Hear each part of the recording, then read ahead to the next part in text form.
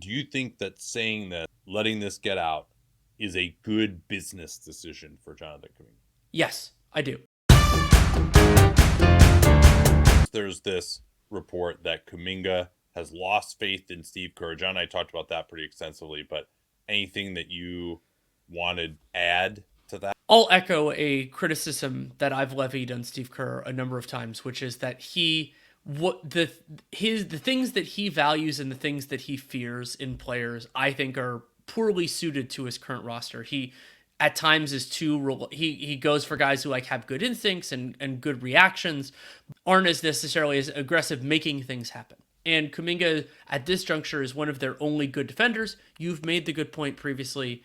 They also right now without Draymond do not have a sufficient number of guys who can like dribble and make good decisions, and shooting can be a problem at times too. But with Kuminga, I've seen enough, and incidentally, in this game where Peyton Watson gets trusted for some big late minutes, there are enough moments for him that I don't think he should get yanked around, particularly when the other options aren't exactly setting the world on fire. Yeah, he had 16 points in 19 minutes and did it on 10 shooting possessions and had 4 assists, 1 turnover, plus 6. And the Warriors starting lineup actually played pretty well also. So I do understand his annoyance at not coming back in, and I thought that Kerr, he'd been sitting for a while, I shouldn't bring him back in, was a little weird. Now Andrew Wiggins was having a pretty good moment as well. The Warriors go on a big run late third quarter, early fourth quarter to build this 18-point lead. Then they close actually with no Wiggins and no Kuminga.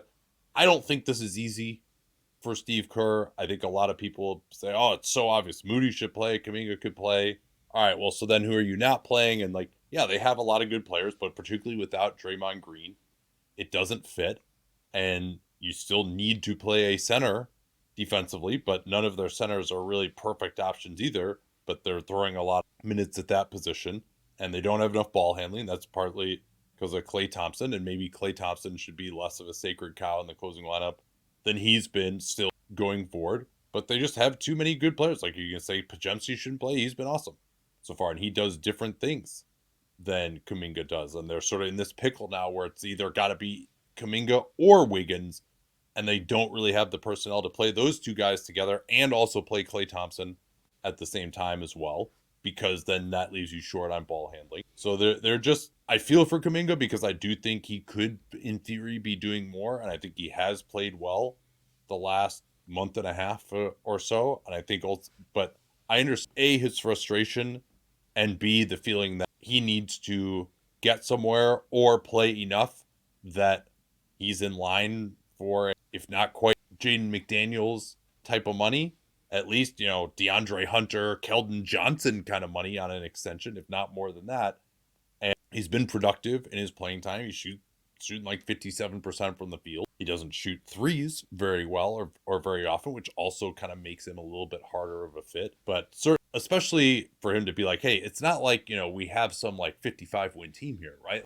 I should be playing more. I understand that feeling, even if I understand why he's not playing more. Do you love that he decided to say he's lost confidence in Steve Kerr? I think that's maybe going a little far. Well, I assume it's gone through private channels previously, and that it was that things didn't change, and so it's not a last step, but it is towards that. I mean, let me ask you this: do you think that saying that, letting this get out, is a good business decision for Jonathan Kuminga?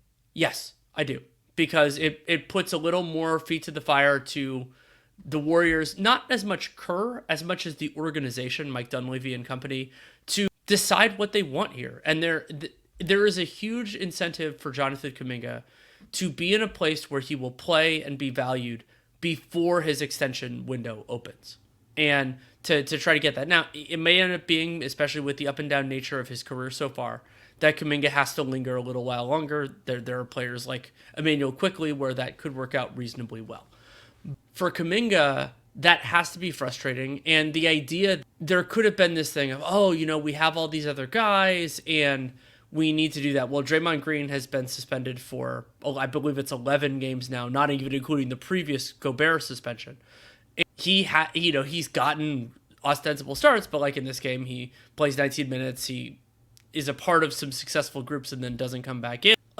I think that what this does is it puts a little more heat on the decision makers to actually make a decision. Yeah, and Slater's been writing about this for a long time. This has been a theme going back to the playoffs. He hasn't gotten the runway that other players in his position as a number 7 pick, who's been like pretty productive at times, would be getting. And it's also not like, oh man, you're gonna fuck up this amazing team chemistry we have. Like, we're winning, shut up. Like no, they're not winning. Like, they're not winning a championship this year in all likelihood. So it's not like and Draymond is about to come back too. Like, that could cut into his minutes even more if Kerr still insists on playing Draymond. Like, Draymond should almost really play exclusively at center if he's even going to be, a major part of what they're doing going forward, which doesn't necessarily seem the case. I guess we should talk about that next. And I agree with you. I think this is to say maybe there should be a little bit more. I think it would have been better to say like he's questioning his future in the organization rather than to make it specifically about Steve Kerr. I think that's how I would have couched it, where you're just kind of like, hey, it's more of a business decision. And like, are these guys really going to pay me? Like, is there playing time? Like, you make it more about just, maybe this isn't the circumstance for me, as opposed to like, this fucking guy, the coach, like I think that would have been a better way to couch it rather than to put it on Steve Kerr. Although, maybe management wants him to play more too. Very possible. Maybe that's so maybe it's not about that. But yeah, I think when he himself played well, because you do lose credibility as a coach if you're like, hey, do these things and you'll get to play more. Now, sometimes that's just not true, right? Sometimes you might do everything in your power and you're not the right matchup that night, or other guys are playing well, or whatever. Or so I think they've kind of used the cudgel of you can play more if you do these things. And he certainly didn't play poorly in all of these aspects last night and didn't get an opportunity to get back in the game at all.